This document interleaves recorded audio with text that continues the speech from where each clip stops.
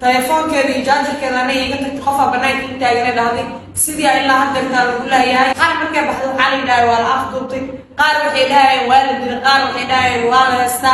أنا إلا هذا أكيد إنه ما يشوف شيء مع قال تليفون كذا مواد كوميشن جري سوق عسى ولا يوم حين كل سنة قف على قف إنه سحريريو والله يقول مسكين وما قال وحلا هست مالي أدي ما كان ترى مثل أغاني بعض بدنا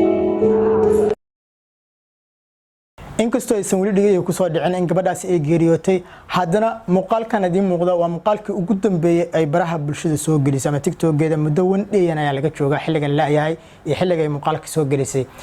waxaan sidoo kale arkay muuqaal aan meesheeda ahayn ama aan channelkeeda ahayn TikTok oo la soo geliyay ka ay bistoolad gacanta ku haysato ayaan saaka baraha bulshada ku arkay inta badan dadka commentiga way ku jaayfeen waxay dhahayeen markii cidaadu ay mooryaanta waa iska sidaan oo kale laakiin gabadhu waxay u muuqatay inay markaasi meel ama xira markaasi dad hubaysan ay ku jirto kale assalaamu calaykum saaxiibayaal halkaad ka daawanaysan waa channelka Shaac Sheekay oo laakiin Shaac Sheekay ku soo dhawaada barnaamijka hadalanta bulshada ay kugu hay waata inta barnaamijku uu gelin fadlan subscribe sar channelka sidoo kale la muuqaalkan si uu gaar saaxiibada warsaxaabeel magaalada Muqdisho waxa ka soo weeriyay arin aad u wanaagsanin kaasoo ah in gabar Soomaaliyeed oo TikTok gacaankeed lagu afduubtay hadaba waxaan muuqaalkan idinku hayaa xoga xasaasi oo ku saabsan suurtagalnimada qaabkii gabadhaas loo afduubtay cidii ugu wardambeysay markii hadalkeeda ugu dambeysay cidii la joogtay iyo sidoo kale dhalinyartii ay isla soo muuqajeen ama sida aadka isugu dhawaayeen isla duubi jireen oo ka warbixinaya qaabkii ay gacantooda aga baxday ama markii ugu dambeysay markii cid ugu dambeysay ee aragtideeda la arko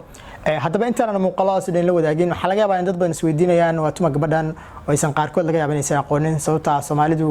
inay ku wada taqaan muhiim ah laakiin gabadhan waxa la yiraahdaa Mrs Wall waxaana ay isticmaashaa TikTok-ga waxay ku nooleed dalka Kenya gaar ahaan Nairobi Isli xiskeeda reer Isli TikTok aad isticmaali jirtay muuqaalada ay soo geliso aad baa loo dhaliili jiray qaabka ay macnaha baraha bulshada ugu jirto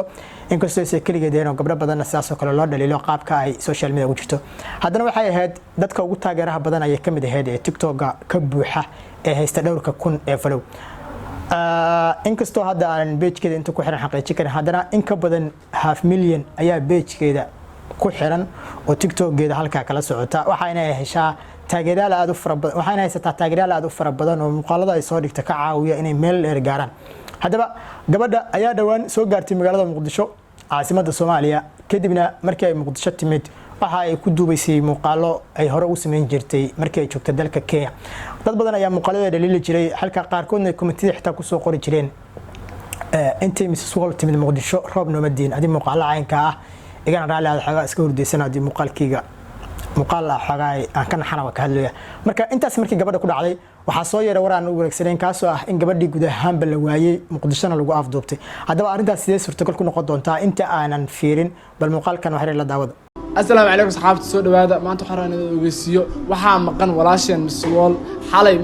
markii ugu dambeysay ay xeelo joogtay gabdhaha asxaabteeda gabdhihii la xiriiray xalay ayagana ugu dambeysay marka ma aqaan meel ay jirto hooyadeed way ka maqan tahay anaga way naga maqan tahay taleefankeeda hadaa wacdo cid qaawamayso please marka waxaan rabnaa asxaabay inaan la raadisan gabdhaha walaasheen ah marka qof walba waxa loo baahan yahay inuu raadiyo marka insha Allah in la heli doono jecelnahay iyadoo nabad qabto hadaba Usman Awzi oo kamid ah dadka sida aadka isugu dhigay Mrs Wall ayaa muuqaalkan hadda idin soo gudbinayo bartiisa ku baahayay inay gabi ahaanba baadi goobayaan familkeeda gabadhaas isla markaana ilaahay meel ay jaan cirib dhigtay dadka badana ayaa u arkay arintan inay tahay mid been abuur ama baraankiga wax dhalinyarta ku sameeyaan laakiin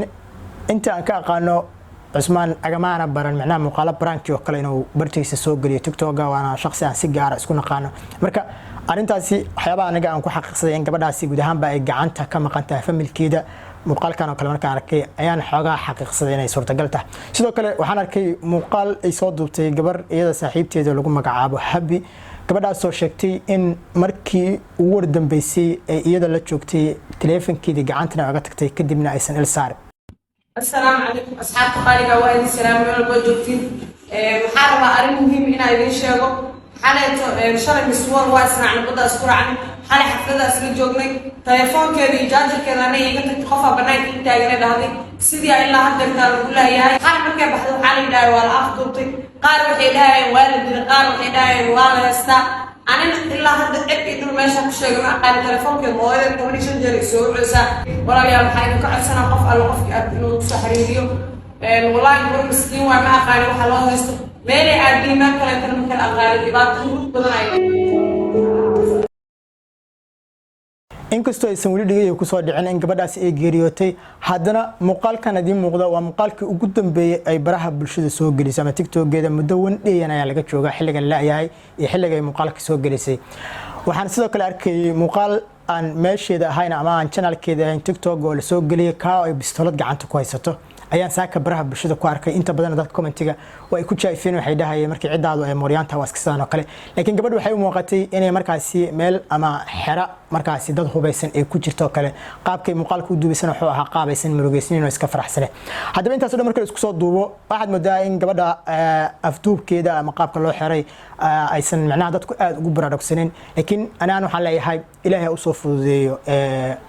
ilaahay u fududeeyo arintaasi waxaan u rajeynayaa inay dib xorriyadeedu xili doonto cid kastoo ay gacanta ugu jirtaba familkeedana waxaan u rajeynayaa in ilaahay qalbiga u qaboojiyo maadaama waa dareemi kartaa markii gabar ama wiil ka maqan yihiin isma lahan haddii wiil salka loo afduubto la yiraahdo waxa laga yaabaa wasagoo nin rag u yaaba laakiin gabar markii la afduubto dabcan familka ama hooyada dhashay xanuunka dareemi kartaa iyadoo qofka la dilin baa hadana tacdiye kufsi waxa lagu kici karaa marka waan ka xumahay runtii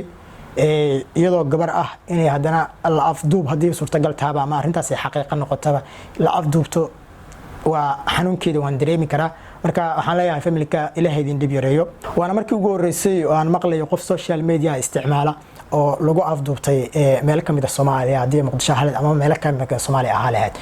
runtii dhalinyarta social media isticmaasha ama baraha bulshada isticmaashana waxaan kula talin lahaa inta ay ka fogaan karaan wax kasta oo siyaasadaha isdiidan ee dalka ama magaalada xilliga ay joogaan ay taana inay ka fogaadaan waayo waxyaabaha ugu muhiimsan inaad ka fakarto ay tahay waa naftaada inaad macnaha halis geliso sababtoo ah naftan waxay kaga baahan tahay ilaala gaar ah marka waa muhiim inaad ku milmin siyaasadaha isdiidan ee dalka si aad uga badbaado wax kasta oo naftaada halis ku ahaan kara sidoo kale waa muhiim inaad mar walba maadaama aad tahay qof social media ama dadka ka takooran ee social media aad isticmaala dhinac kasta laga dhaleeli karo waxyaabo badan lagu geeday karo inaad ka taxadirtid socodka ama meesha u socotid oo kale waxa jirta dhalinyaro intay bixeen dad asxaabtooda meel ku ballamiyeen kadibna ay dhibaato u geysteen waxaan xitaa maqlay gabar social media isticmaasha Muqdisho bishan gudaheeda bishii Korea maqaan in ay dhalinyaro saaxiibteeda tagtay kadibna laga war helay gabadhii oo xanuun dareemaysa oo dabcan isku dadartay dadku waxay dhaayeen inta badan dadka asxaabteeda u tagtay baa wax siiyay marka waxa daliil ah dhalinyaro social media maadaama dadka wajigiina barteen cadow badan waxyaabo yeelan kartiin is-ilaalisho naftiina ka taxadara aad baan ugu mahadsantahay daawashada muuqaalkan walaal ka sheeko ilaa sida iyo muuqaal dambe oo xiiso leh